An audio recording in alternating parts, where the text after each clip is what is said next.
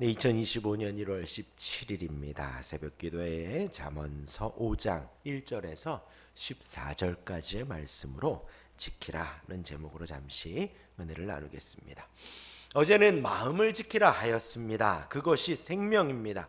우리가 예수님을 믿는 마음, 우리가 하나님을 경외하는 마음, 성도로 살아가는 마음, 이 잠언서가 준 지혜의 말씀을 붙드는 그 마음을 잘 지켜야 합니다. 그렇지 않으면 우리 입술이 또 우리 눈이 우리의 발이 다른 곳으로 가게 됩니다.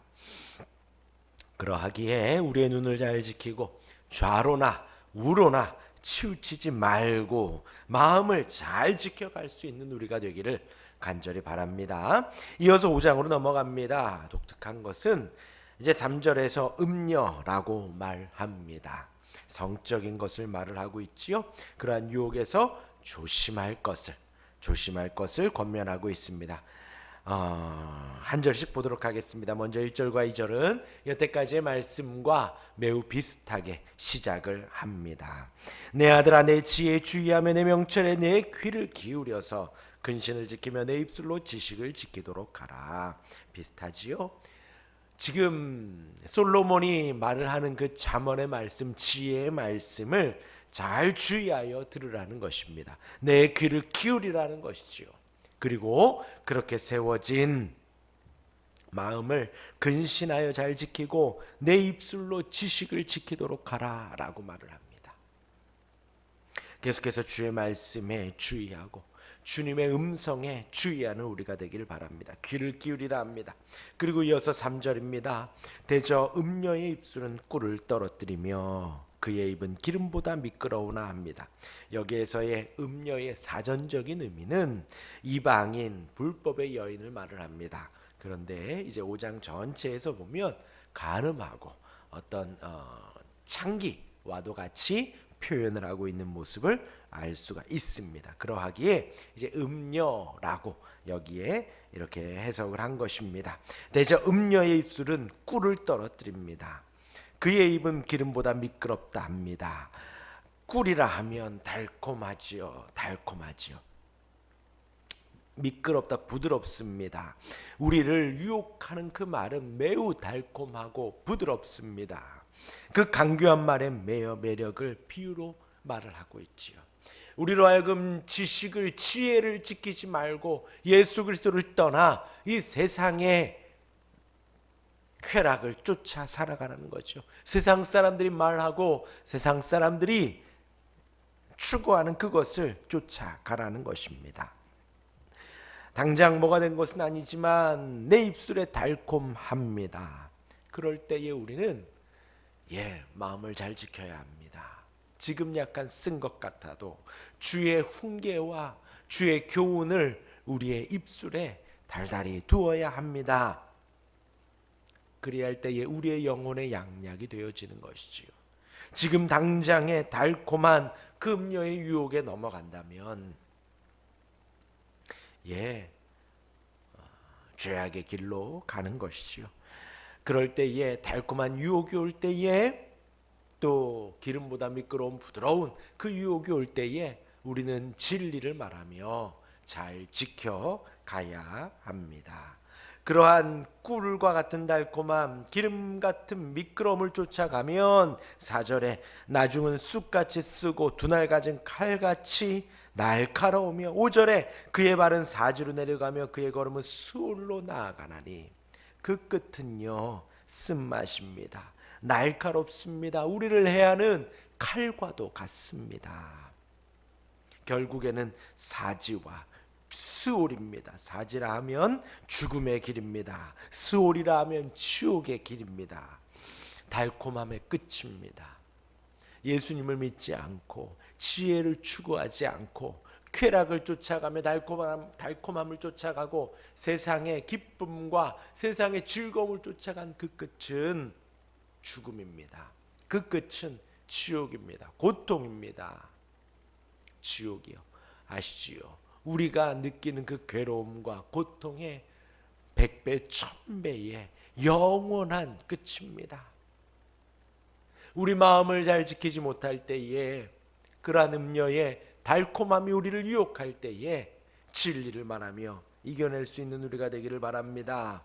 사지로부터 수울로부터 돌이킬 수 있는 우리가 되기를 바랍니다. 이어서 6절입니다. 그는 생명의 평탄한 길을 찾지 못하며 자기 길이 든든하지 못하여도 그것을 깨닫지 못하느니라.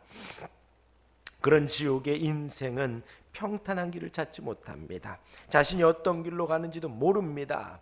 부도덕한 인생이고 자신의 위치조차도 알지 못한다라는 것입니다. 평탄한 길, 천국의 길을 찾지 못합니다.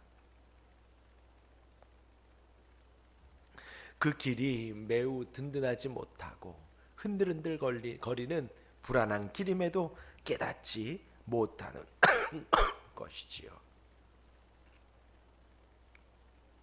이어서 7절입니다. 그런즉 아들들아 나에게 들으며 내 입의 말을 버리지 말고. 네, 솔로몬이 계속해서 잠언의 말씀, 지혜의 말씀, 구원의 말씀, 은혜의 말씀, 훈계의 말씀, 그것을 버리지 말라는 것입니다. 그 지옥의 길, 음녀의 길을 소개하며 나에게서 듣고 나에게서 내 말을 버리지 말라는 것이에요. 8절입니다. 내 길을 그에게서 멀리하라. 그의 집 문에도 가까이 하지 말라. 멀어지라는 것이지요. 집 문에도 가지 말라는 것입니다. 그 집에 들어간다는 것은 그 사람과 더불어 먹고 자고 살아간다는 것이죠. 유대인들에게 있어서 함께 식사하는 것은 뭔가요? 함께 앉아있는 것은 가족을 뜻합니다. 같이 꾀하고 같이 그 길을 가는 것을 말합니다. 그에게서 멀리하라는 거예요. 집 문에도 가까이 가지 말라는 것입니다. 이것이 죄를 이기는 방법입니다. 내가 아는 그 죄악과 더 이상 접촉하지 않는 거예요. 더 이상 보지 않는 것입니다. 귀를 기울이지 않는 거예요. 쳐다보지도 않는 것입니다.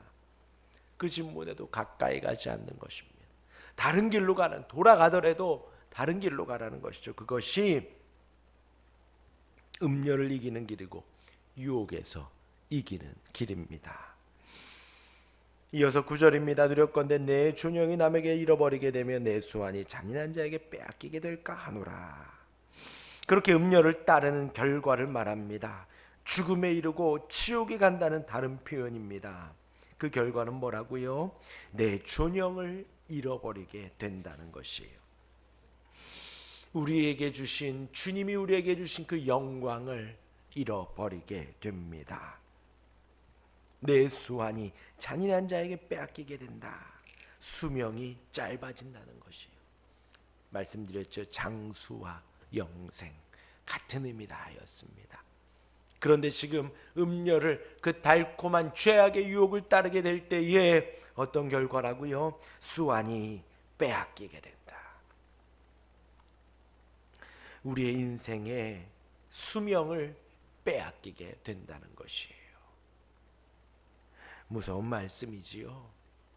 주님을 떠나 세상의 쾌락을 쫓으며 살아갈 때, 하나님의 영광이 아닌 이 육체의 편안함을 쫓아 살아갈 때에 구원은 멀어지게 되고 영광은 빼앗기게 되며 수완이 짧아진다는 것입니다.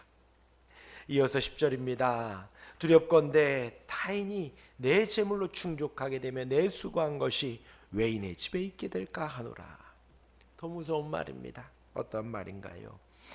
타인이 너의 재물로 충족한다는 거예요. 우리가 열심히 벌어 쌓아놓은 우리의 재물을 누가 누려요? 타인이 누린다는 거예요. 내 수고한 것이 외인에게 있게 될까? 내가 수고한 것이 다른 사람이 취하게 된다는 것입니다. 명령을 지키지 않을 때에, 음료에게 마음을 빼앗길 때에 따르는 불이익. 내 재물은 너가 활기가 넘치는 힘으로 이룬 그 결실을 다른 사람이 빼앗아 간다는 거예요. 내 수고한 것이라는 것은 우리가 고통을 감내하며 열심히 일하여 쌓아놓은 것을 말합니다. 그런데 그런 것들이 타인의 것이 되고 외인의 집에 있게 됩니다. 되게 허무하죠. 이 육신의 달콤함을 쫓아가고 쾌락을 쫓아가는 그 끝이 이러합니다. 당시에 혹 바람을 피웠을 때에는 그 피운 상대는 노예로 부리게 되었다라는 것입니다. 이러한 법칙이 흐름 속에서 내가 만약에 바람을 피워 그 음료에 달콤함에 타락에 빠지게 되면 내가 종이 된다는 거예요. 여태까지 쌓아놓은 거 다 빼앗기고 다른 사람의 종이 되어서 노예가 되어서 살아갈 수도 있다라는 것입니다. 조심하라는 것이지요. 이어서 11절입니다. 두렵건대 마지막에 이르러 내 몸 내 육체가 쇠약할 때에 내가 한탄하여 12절에 말하기를 내가 어찌하여 훈계를 싫어하며 내 마음의 꾸지람을 가벼이 여기고 내 선생의 목소리를 청종하지 아니하며 나를 가르치는 이에게 귀를 기울이지 아니하였던고 합니다. 그리고 나서 마지막에 무엇을 하냐? 후회를 한다는 거예요. 슬퍼한다는 것입니다. 한탄한다는 것입니다. 한탄하다. 내 몸이 내 육체가 쇠약해져 가지요. 노예로 살아가고 우리의 수고가 우리의 재물이 타인의 것이 되어 살아갈 때에 얼마나 힘겹습니까?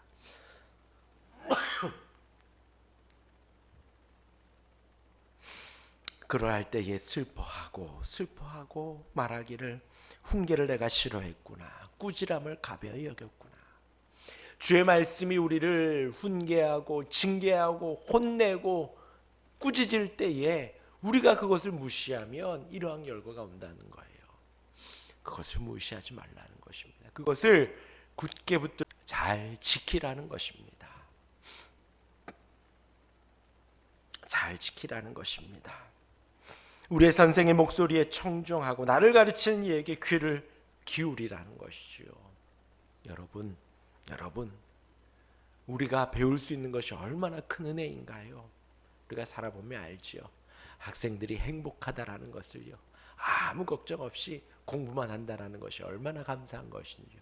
그런데 우리가 자라가며 커가며 말씀을 배웁니다. 우리가 신앙생활하면서 교회에서 성경을 배웁니다. 말씀을 배웁니다. 그리할 때에 계속 말씀드리지요. 감사하고 기쁘고 은혜의 말씀도 우리에게 주어집니다. 반면에 훈계와 꾸짖는 말씀도 우리에게 주어집니다.